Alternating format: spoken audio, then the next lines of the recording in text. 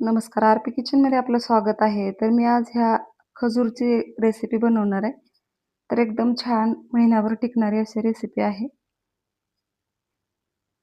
तुम्हाला माझा व्हिडिओ थोडा जरी आवडला असेल तर प्लीज व्हिडिओला लाईक करा, चॅनलला सबस्क्राईब करा. सबस्क्राईब केल्यानंतर बेल आयकॉन प्रेस करायला विसरू नका. ऑलवर क्लिक करा म्हणजे माझ्या प्रत्येक व्हिडिओचे नोटिफिकेशन सगळ्यात आधी तुम्हाला येईल. हाईप या ऑप्शनवर क्लिक करून जे काही पॉईंट्स असतील ते द्यायला मात्र विसरू नका. तुमचे एक लाईक, एक सबस्क्राईब आणि या हाईपचे पॉईंट माझ्यासाठी खूप महत्त्वाचे आहेत. आणि छानशी कमेंट करा. चला रेसिपीकडे वळूया. आता इथं साहित्य घेतलेलं आहे. काजू, बदाम, गुलाबपाकळ्या घेतलेल्या आहेत. खसखस घेतलेली आहे. आता ही सुरुवातीला काजू, बदाम अशा पद्धतीने बारीक तुकडे करून घ्यायचे. जास्त पावडर पण बनवायची नाही. तर या पद्धतीने एकदम मोठं असं वाटून घेतलेलं आहे.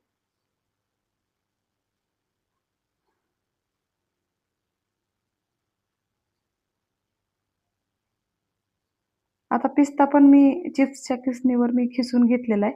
तर एकदम पातळ असे काप झालेले आहेत. आणि गुलाब पाकळ्या मी सुकलेल्या घेतलेल्या आहेत. आता या मिक्सरच्या भांड्यामध्ये खजूर एकदम बारीक करून घ्यायची.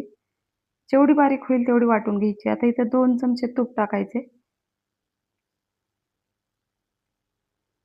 आता ह्या तुपामध्ये काजू, बदाम टाकून घ्यायचे.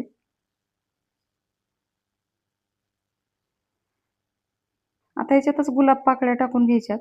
थोडासा पिस्ता टाकलेला आहे. आता ह्या तुपामध्ये छान असं परतून घ्यायचंय. जास्त करपू द्यायचं नाही. आता लगेचच ह्याच्यामध्ये आपण जी खजूर वाटलेली होती ती टाकून घ्यायची. तुम्हाला जर विलायची पावडर टाकायची असली तर टाकू शकता. पण मी विलायची पावडर टाकलेली नाही. आता ही छान असं वाटलेलं आहे बघू शकता. थोडंसं मोठंच वाटलेलं आहे मी. तुम्हाला जर ह्याच्यापेक्षा बारीक बनवायचं असली तर बनवू शकता. आता छान असं मिक्स करून घ्यायचं. आता ह्याच्यात साखरेचा आणि गुळाचा वापर करायचा नाही. तर या पेंड खजूरमुळेच एकदम छान गोडवा येतो. तर ही मी मिठाई खाल्लेली आहे. त्यामुळं मी बनवून बघते.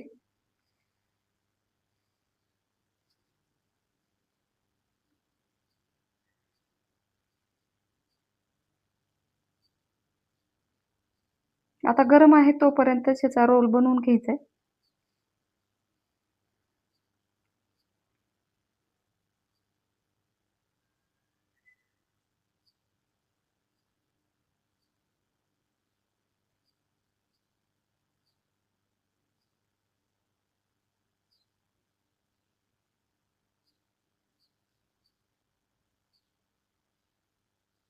आता थोडं हाताला चटके बसत आहेत. त्यामुळं थोडंसं थंड झाल्यावरच याचा रोल बनवून घ्यायचा.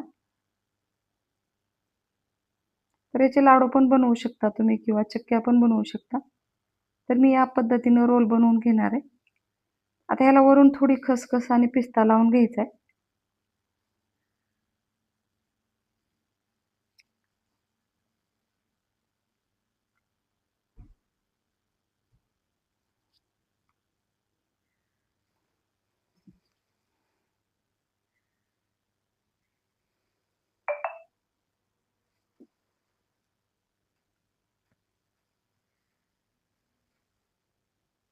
आता ह्याच्यावर खसखस आणि पिस्ता लावून घेतलेत. बघू शकता. आता ह्याला पेढ्यासारखा आकार कट करून घ्यायचा आहे.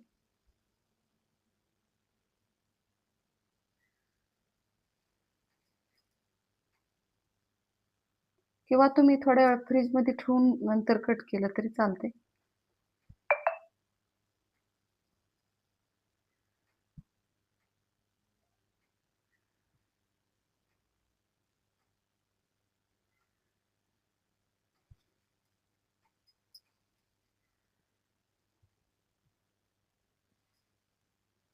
आता या पद्धतीनं कट करून घेतलेलं आहे बघू शकता. सर्वच पेढ्यासारखा आकार करून घ्यायचा या मिठाईचा.